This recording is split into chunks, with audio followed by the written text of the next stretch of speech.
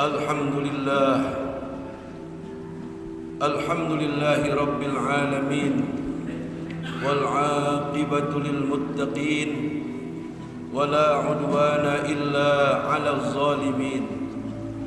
Ashhadu an la ilaha illallah wahdahu la syarika lah, al malikul haqqul mubin, wa ashhadu anna Muhammadan 'abduhu wa rasuluhu as-sadiq wa'dil amin.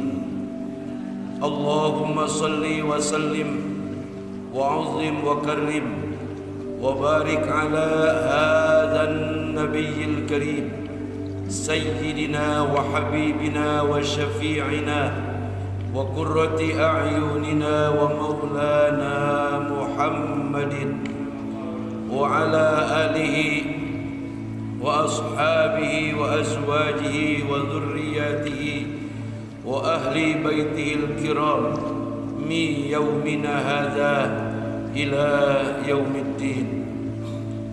Amma ba'du, fa ya ibadallah, usikum wa nafsi bitaqwallah.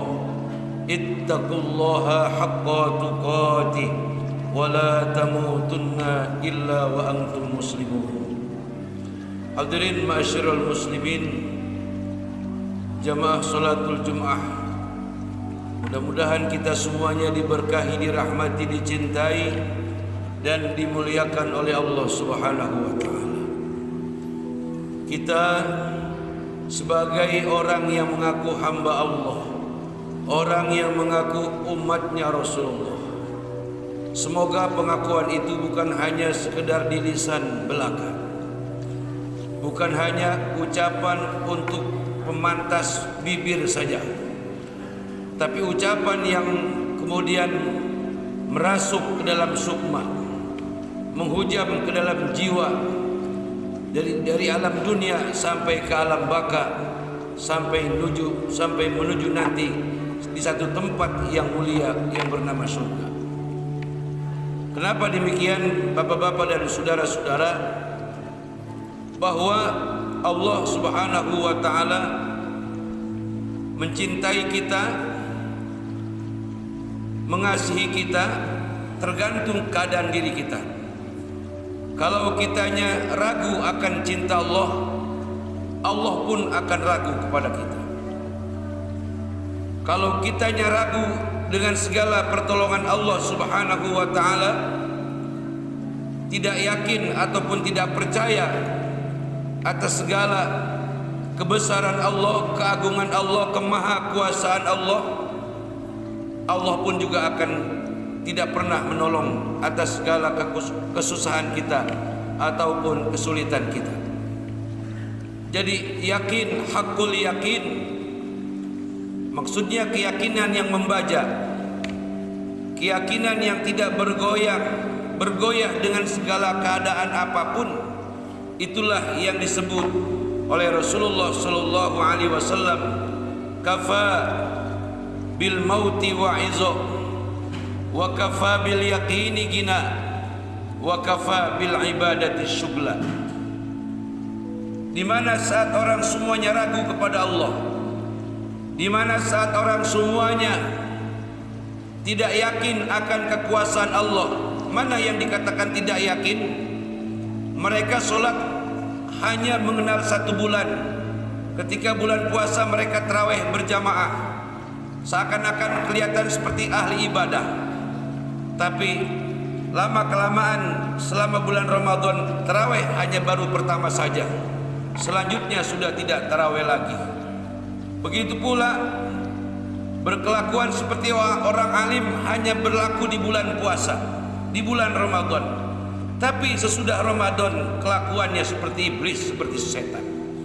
Itu merupakan bagian daripada orang-orang yang ragu akan keyakinannya kepada Allah Subhanahu wa taala. Dia melakukan ajaran agama seperti dia melakukan hal kebiasaan ataupun budaya, bukan merupakan sebagai keyakinan yang hakiki, yang dengan kehusuannya, perwujudannya, pengakuan dirinya sebagai hamba Allah Subhanahu wa taala, yang kemudian melahirkan kesolehan pribadi, kesolehan ucapan, kesolehan penglihatan, kesolehan pendengaran, dan kesolehan langkah demi langkah, serta kesolehan memperjuangkan agama Allah Subhanahu wa taala. Itu sebetulnya yang harus ada dalam jiwa kita. Para jamaah dan saudara-saudara hadirin ma'asyiral muslimin wa jumratal mu'minin, kalau sudah begitu adanya, kalau iman ini hampir-hampir saja copot dari hati kita, kalau iman kita sudah hampir-hampir saja lenyap, apalagi ditambah dengan di era akhir zaman orang selalu memandang seseorang bukan karena apa-apanya, bukan karena ilmu, bukan karena kesopanan ataupun akhlak. Hampir sebagian kita memandang orang karena kemewahan hartanya, pangkat dan jabatannya. Orang yang memiliki pangkat dan jabatan, jangan kata dia bicara benar, dia bicara salah pun dibenarkan. Tapi orang yang memiliki akhlak yang mulia, berbudi luhur, tinggi ilmunya, dia berbicara salah sudah pasti salah, berbicara benar pun dianggapnya salah. Dia mengkritisi sesuatu yang mungkar, dianggapnya melawan arus, melawan daripada orang yang sedang berkuasa. Inilah saudara-saudara keadaan manusia di akhir zaman. Melihat seseorang, memandang seseorang dengan materi, bukan dengan ilmu pengetahuan ataupun akhlak yang mulia. Ini sekarang sudah terjadi. Itu pun pula bagian keraguan atas pengakuan dirinya sebagai hamba Allah, umatnya baginda Rasulullah sallallahu alaihi wasallam. Kalau sudah sedemikian adanya saudara, saya khawatir kita sholat tapi hanya zahir fisik kita saja sholat.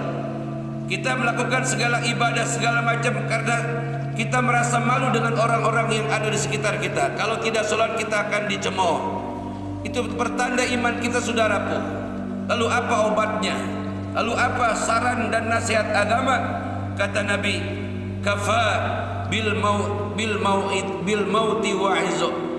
Jadikan olehmu pekuburan-pekuburan, kematian-kematian yang datang silih berganti, cukup itu sebagai nasihat yang akan melembutkan kembali hatimu yang keras, yang akan membuat semangat ibadahmu semakin berkobar di saat malas datang menghampiri dirimu.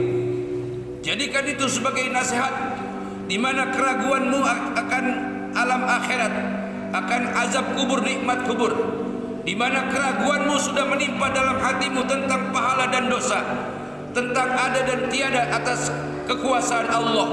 Jadikan mati itu sebagai nasihat. Kenapa demikian saudara-saudara? Ketika kita pergi ke pekuburan, di situ semuanya berbaring, semuanya ada di situ. Yang kaya mati, yang miskin mati, yang jahat mati, yang baik juga mati, yang rajin ibadah mati, yang menghina agama juga mati, orang yang pelit, orang yang bakhil juga mati, orang yang dermawan juga mati. Memang sebutannya satu kata, mati, tapi tentu Allah Subhanahu wa taala akan memberikan balasan kebaikan-kebaikan ataupun keburukan-keburukan, tergantung apa-apa pada saat hidup. Sebagai manusia dia memperbuat apa dan melakukan apa. Fal yauma la tuzlamu nafsun syai'aw wa la tujzauna illa ma kuntum ta'malun.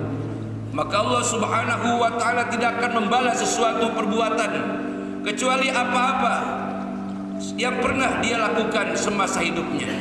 Allah tidak akan memberikan balasan yang lain kecuali balasan-balasan yang pernah, pekerjaan apa-apa yang dia pernah lakukan selama dia hidup di alam dunia. Fa in khairan fa khairan, fa in syarran fa syarran. Kebaikan yang dia kerjakan, kebaikan pula yang dia akan terima. Keburukan yang dia kerjakan, keburukan pula sebagai panen hasilnya. Itulah saudara-saudara hadirin ma'asyiral muslimin wa jumratal mu'minin rahimakumullah. Kemudian kekayaan, hakikat kekayaan menurut Allah dan Rasul bukan hanya harta yang berlimpah, duit yang banyak, rumah yang mewah, mobil yang serba lengkap. Itu fata morgana daripada fisik, kecantikan, keindahan dunia. Bukan berarti orang mukmin tidak boleh kaya. Tapi ingat, ketika seorang mukmin dia menjadi kaya, kekayaan dia jadikan sebagai titipan Allah. Selebihnya dia tidak sombong dan bersikap dermawan. Tapi kekayaan yang menurut Allah, sesungguhnya kekayaan yang dikatakan Rasul, wa kafa bil yaqini gina. Keyakinanmu akan azab kubur, keyakinanmu akan akhirat, keyakinanmu akan pahala dan dosa, keyakinanmu akan yang hak, keyakinanmu tentang iman kepada Allah, iman kepada Rasul, mematuhi segala perintah Allah, menjauhi segala larangan Allah, dan seterusnya. Itulah keyakinan ataupun kekayaan yang lebih dahsyat daripada kekayaan dunia dengan segala isinya, saudara-saudara. Jadi kalau saudara-saudara hari ini masih mau datang ke masjid dengan penuh ridha dan ikhlas mendirikan solat 5 waktu sampai solat Jumat, mau berbagi kepada sesama walaupun saudara sendiri masih kekurangan, itulah keyakinan yang merupakan kekayaan yang sebenar-benarnya kekayaan saudara.